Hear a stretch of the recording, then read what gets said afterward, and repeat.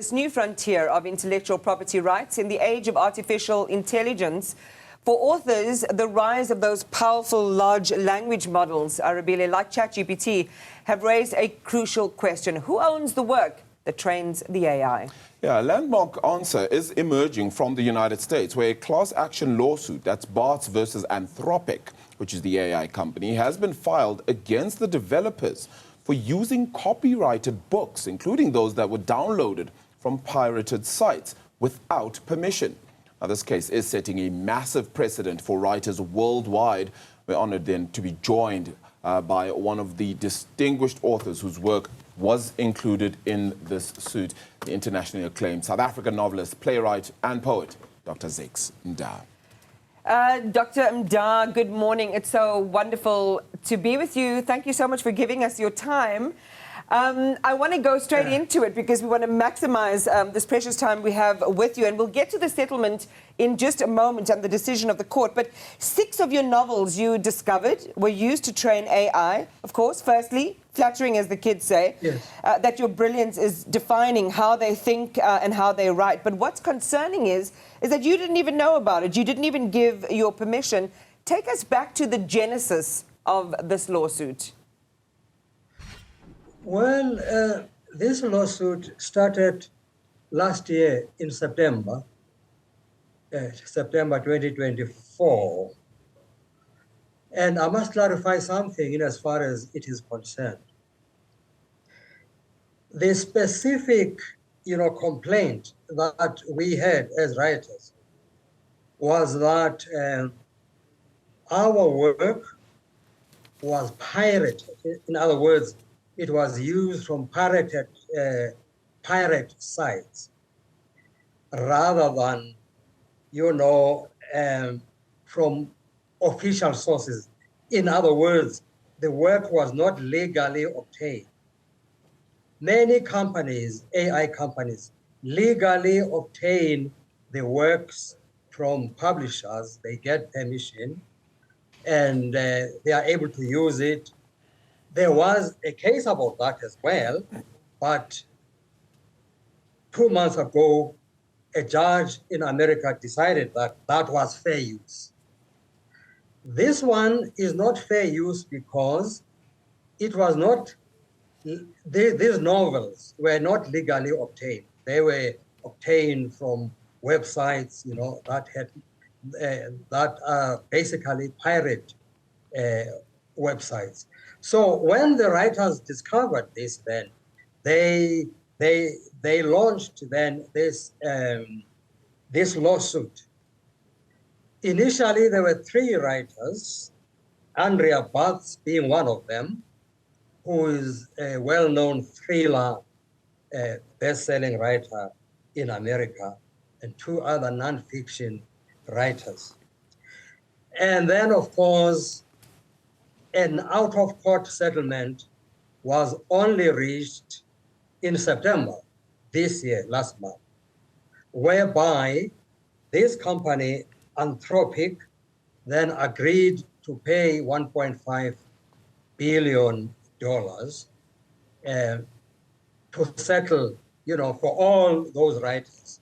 When I say all, I don't mean each one of us, 1.5. I mean, that amount is divided amongst those writers whose work was used illegally.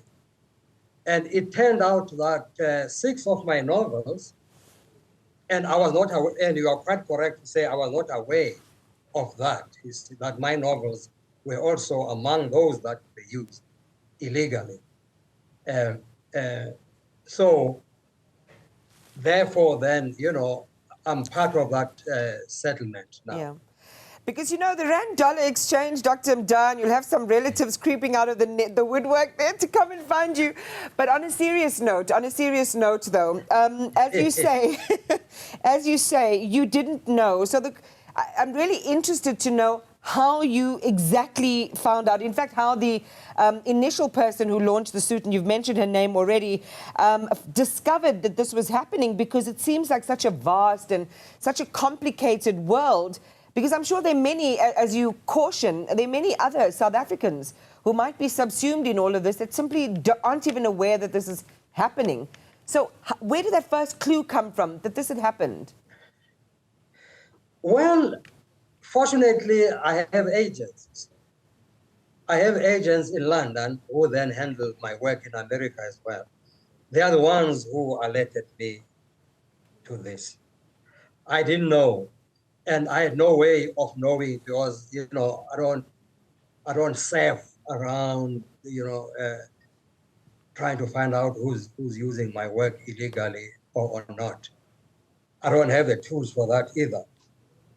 So thankfully, then I do have that agent who then, you know, sent me that information. And by the way, this settlement is only for writers who are published in the United States. It's a court decision in America.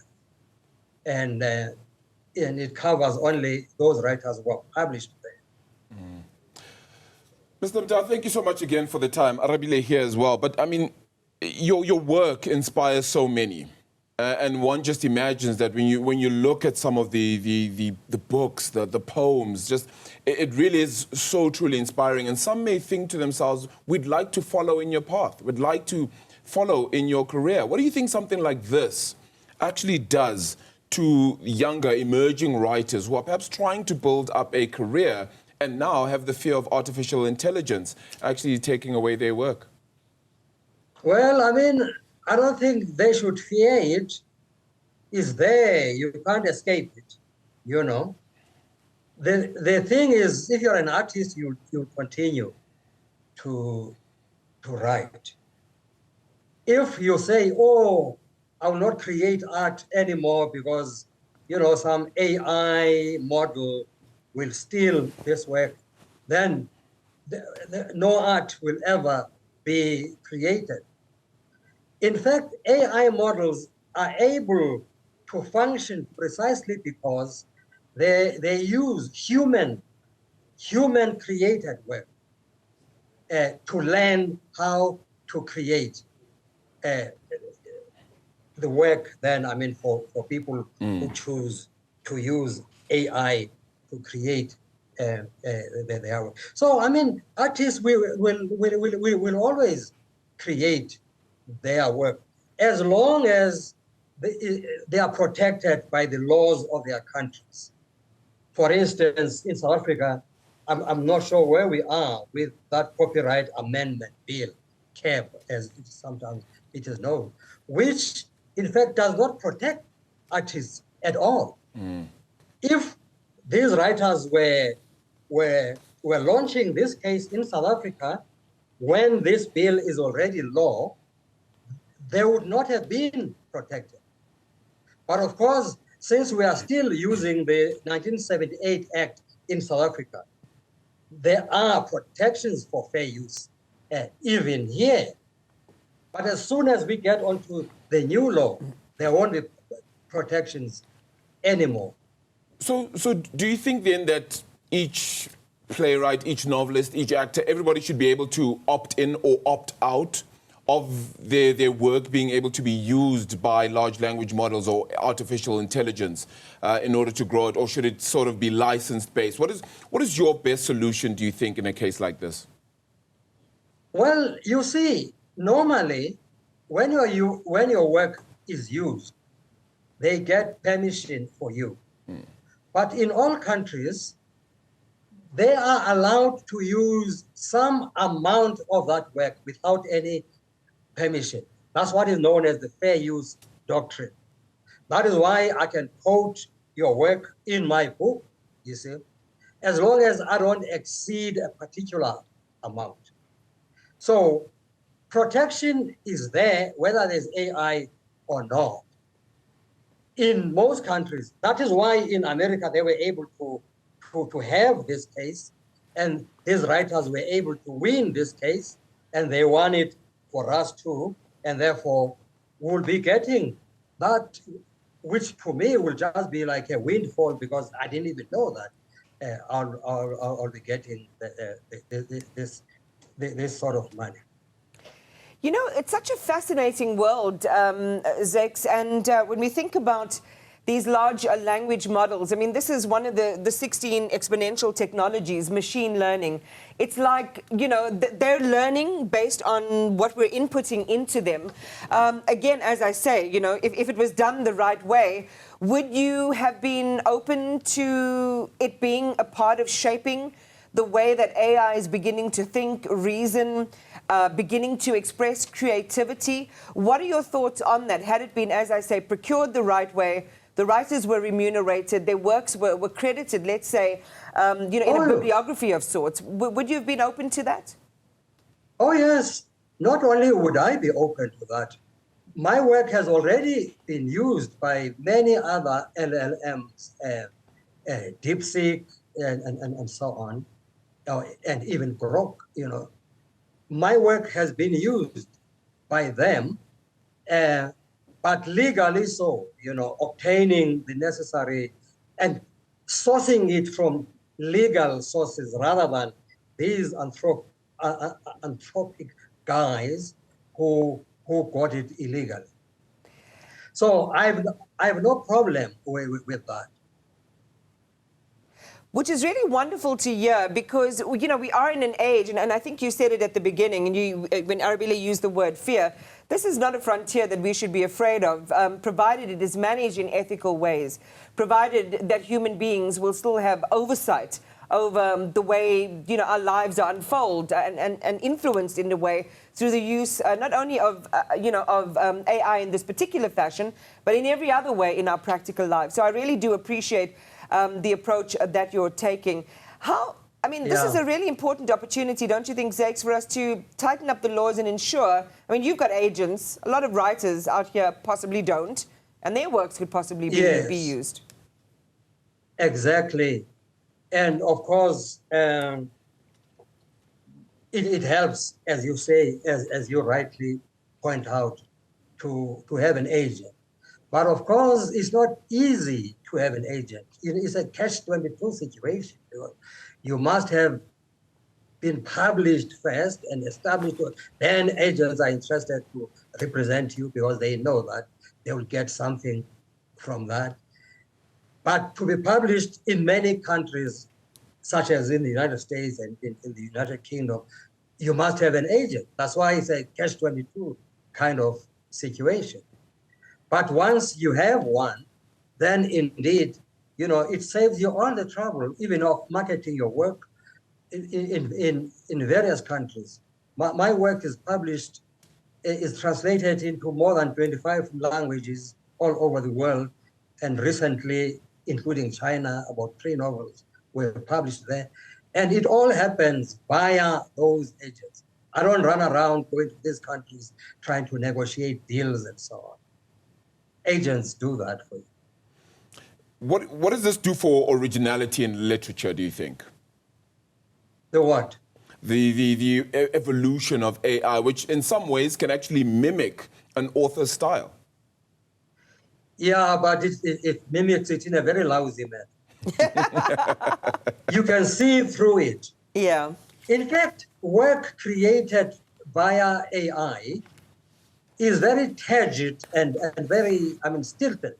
You read through it, you can punch in now, for instance, you know, write a passage in the style of Zakes Mda. It will give you that passage, but definitely anybody who reads it, it is a very poor attempt. But maybe as time goes on, these models will improve, as they're bound to, you know. But at the moment, no. Yeah, there's only one Zakes Mda. But yeah, well, exactly. Zakes, I wonder what you make of this. So I did this. I put it into ChatGPT, write a novel, or at least a passage in the style of Zakes Mda. Will you listen and tell me what you think? I don't know if it might have lifted this. And I'm going to read it maybe in your voice. I can't read it in your voice, but the wind came down. That's fine. Okay, here we go. Why not? The wind came down from the mountain like an old gossip, carrying with it stories of the living and the dead in the village of Ndlovu's Drift. Time did not march. It circled like a vulture over dry land. The baobab at the river's bend listened to everything its roots deep in the sins and secrets of generations. Nope. For instance, that's what you would call, yellow, purple prose. Yeah. Purple prose, it uses so many metaphors and some are mixed. Yeah. That's poor writing. That's Wow. what I teach my students not to do. Zakes Mda. It's just loaded with one metaphor after another, some of them contradictory, and so on. That's very lousy writing. Wow. I love it. As you say, there's always space for a human, their originality and their thoughts and creativity. Dr. Zakes Mda, thank you for your time this morning.